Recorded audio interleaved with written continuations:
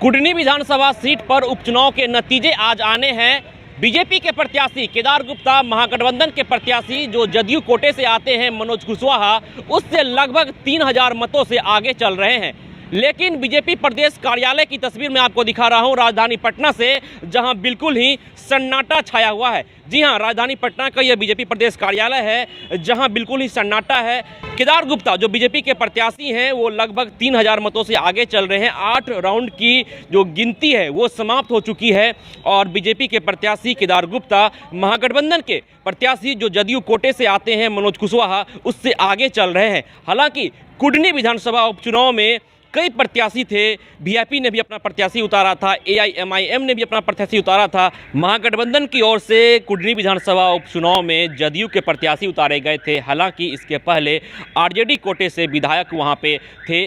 उनकी सदस्यता जाने के बाद कुडनी विधानसभा में उपचुनाव के नौबत आए और उपचुनाव में महागठबंधन की ओर से जो प्रत्याशी उतारे गए मनोज कुशवाहा, वो जदयू कोटे से आते हैं। हालांकि बीजेपी ने अपने पुराने प्रत्याशी केदार गुप्ता पर ही भरोसा जताया और जो अभी तक का दृश्य सामने निकल कर आया है, जो 8वें राउंड की गिनती समाप्त होने तक जो दृश्य है वह यह है कि बीजेपी 3000 मतों से आगे चल रही है। हालांकि 23 राउंड की गिनती होनी है और यह दृश्य जो है वो बदलता रहेगा शाम तक। कभी बीजेपी आगे जाएगी, कभी महागठबंधन के प्रत्याशी आगे जाएंगे।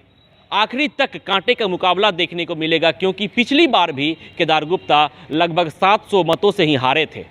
तो इस बार भी कांटे का मुकाबला देखने को मिलेगा सिर्फ और सिर्फ बीजेपी और महागठबंधन के बीच, क्योंकि वीआईपी के जो उम्मीदवार हैं नीलाभ कुमार या एआईएमआईएम के जो उम्मीदवार हैं गुलाम मुर्तजा, वो रेस से बाहर हो चुके हैं। क्योंकि अभी तक जो उनको मत प्राप्त हुआ है वो काफ़ी कम है मुकाबले बीजेपी के और महागठबंधन के। तो यह दृश्य साफ है कि जो मुकाबला है वो सिर्फ और सिर्फ बीजेपी और महागठबंधन के बीच देखने को मिल रहा है। और जो दृश्य है वो बिल्कुल साफ है कि 8वें राउंड के गिनती के बाद बीजेपी के उम्मीदवार केदार गुप्ता आगे चल रहे हैं। हालांकि यह दृश्य कभी भी बदल जाएगा, 9वें राउंड में बदल जाएगा, 10वें राउंड में बदल जाएगा। जदयू आगे जा सकती है, यानी महागठबंधन आगे जा सकती है, फिर बीजेपी भी आगे जा सकती है। तो ये जो सफ़र है वो शाम तक चलेगा और 23 राउंड की गिनती के बाद साफ हो जाएगा कि कुडनी विधानसभा उपचुनाव में किसकी जीत होने जा रही है। महागठबंधन के प्रत्याशी वहां से जीतेंगे या बीजेपी वहां से जीतेगी। पिछली बार आरजेडी की जीत हुई थी वहां से, उस वक्त जदयू एनडीए का हिस्सा हुआ करती थी और एनडीए की ओर से बीजेपी के प्रत्याशी थे केदार गुप्ता, जो अभी भी बीजेपी के प्रत्याशी हैं। हालांकि वो 700 मतों से हार गए थे। इस बार स्थिति थोड़ी बदल गई है। जदयू महागठबंधन का हिस्सा है और आरजेडी ने अपना सिटिंग सीट छोड़ दिया और जदयू ने अपना प्रत्याशी उतारा मनोज कुशवाहा को।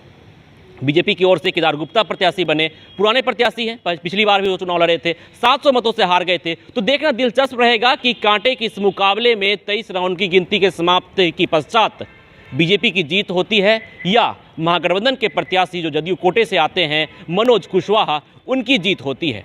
तमाम अपडेट के लिए जुड़े रहें फर्स्ट बिहार के साथ। विश्वजीत आनंद, फर्स्ट बिहार, पटना। ये लो मुंह मीठा करो, आज मैंने अपना जॉब छोड़ दिया, अब हम पूर्णिया वापस जाएंगे।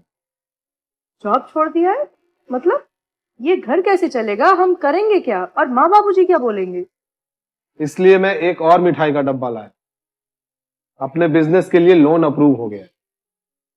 अरे लोन अप्रूव हो गया वो तो ठीक है, लेकिन पूर्णिया में हम रहेंगे कहाँ? अपना घर भी तो नहीं है वहाँ।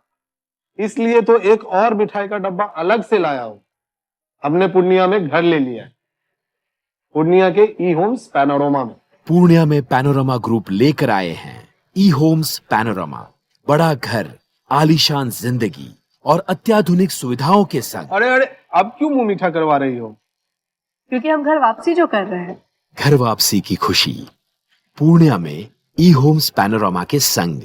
ई homes panorama, luxurious lifestyle redefined.